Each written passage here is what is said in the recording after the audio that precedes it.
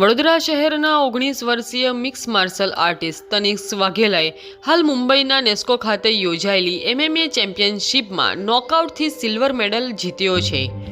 હાલ તનિષ્ક મેડિકલના પ્રથમ વર્ષમાં છે અને સાથે જ કરાટેમાં બ્લેક બેલ્ટ પણ મેળવેલો છે। તો આવો આપણે તનિષ્ક સાથે વાત કરીશું।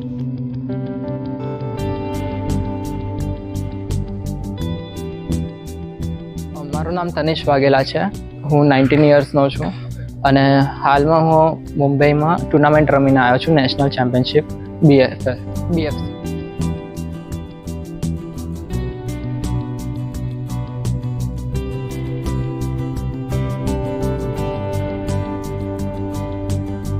ચાર મંથથી હું અહીં ગાડી ટ્રેનિંગ કરું છું with Ishika ma'am, Vedanta sir અને આર્યન સર, અને બધા સાથે મેં સારી ટ્રેનિંગ કરી છે। એમને મને પ્રોપર ટ્રેન કર્યો છે 4 મંથ્સના અંદર, જે બહુ નાનો સમય કહેવાય નેશનલ માટે, બટ થેન્ક્સ ટુ ધેમ કે એમને મને સારી રીતે ટ્રેન કર્યો અને એમના થ્રુ જ આજે મેં સિલ્વર લેતા આવ્યો છું।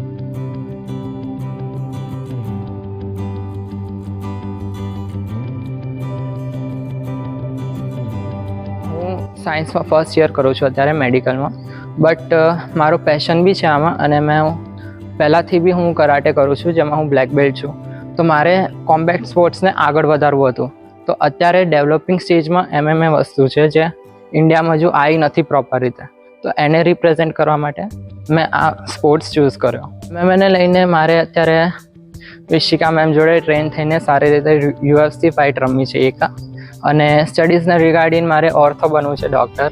મારે બેલેન્સ રાખવું પડે છે બંનેમાં, કેમ કે સાયન્સ પણ બહુ અત્યારે ટફ હોય છે, એમાં બી મેઇન સ્ટ્રીમ તરીકે અત્યારે બહુ કોમ્પિટિશન છે ત્યાં બી એજ્યુકેશનમાં, અને અહીં ગાડી પણ આપણે ટેલેન્ટમાં પણ મારે એ કરવું પડે છે, તો ખાસું બેલેન્સ રાખીને બંને વસ્તુ સારી રીતે કરવી પડે છે।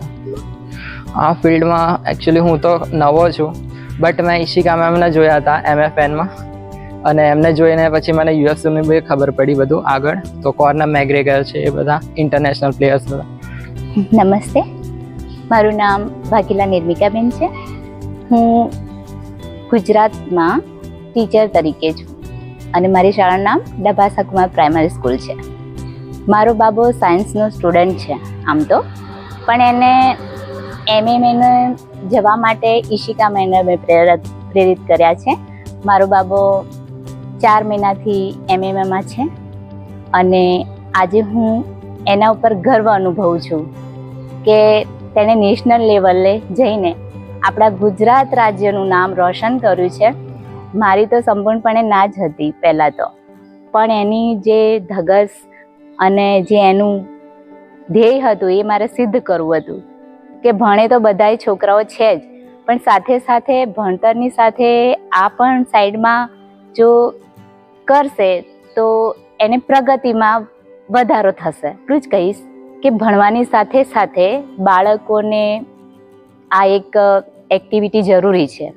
જે બાળકો નશામાં રહે છે, બહાર બીજા બધા દોસ્તો સાથે જે ટાઈમ વેસ્ટ કરે છે ને, એના માટે હું ખાસ કહીશ કે એ બધું ના થાય એ માટે કોઈ પણ આવી એક રુચિ રાખવી જોઈએ। કરાટે છે, MMA છે, એમને જે યોગ્ય લાગે એ રમત પણ એમને રમાડવી જોઈએ અને આપણા દેશનું નામ રોશન કરવું જોઈએ। દેશ તો ખરો જ, અને સાથે સાથે હું તો એવી आशा राखूं कि वर्ल्ड में पण नाम रोशन करे। सो तनिष्क ने MMA में पार्टिसिपेट किया था, नेशनल लेवल की टूर्नामेंट थी जो एक हमारा फेडरेशन है नेशनल लेवल का MMA का, उन लोगों ने ये ऑर्गेनाइज किया था in Mumbai. So Tanishq has participated for the first time in national level and we are so proud कि उन्होंने फर्स्ट ही अटेम्प्ट में सिल्वर जीत लिया with amazing knockout. So he is been training MMA with us last 4 महीने से, तो वो अच्छा कर रहे हैं। इसमें से तनिष्क ने MMA स्ट्राइकिंग में पार्ट लिया था एटम वेट में, बिलो 50 kg। वो एस्पायरिंग फाइटर बनना है और वो एनरोल करता है, तो हम 6 मंथ तक तो उसको बिगिनर्स में ही ट्रेनिंग करवाते हैं और हम उसको नहीं करने देते हैं स्पारिंग या फाइट।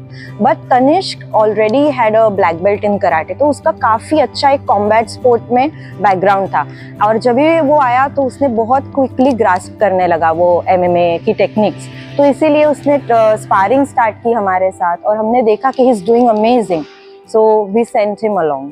जैसे मैं एमएमए की बात करूँ तो it is the fastest growing sport अभी। जैसे बास्केटबॉल है यूएस में और फुटबॉल है, वैसे ही एमएमए के एथलीट्स है वो हाईएस्ट पेड है प्रोफेशनल लेवल पे।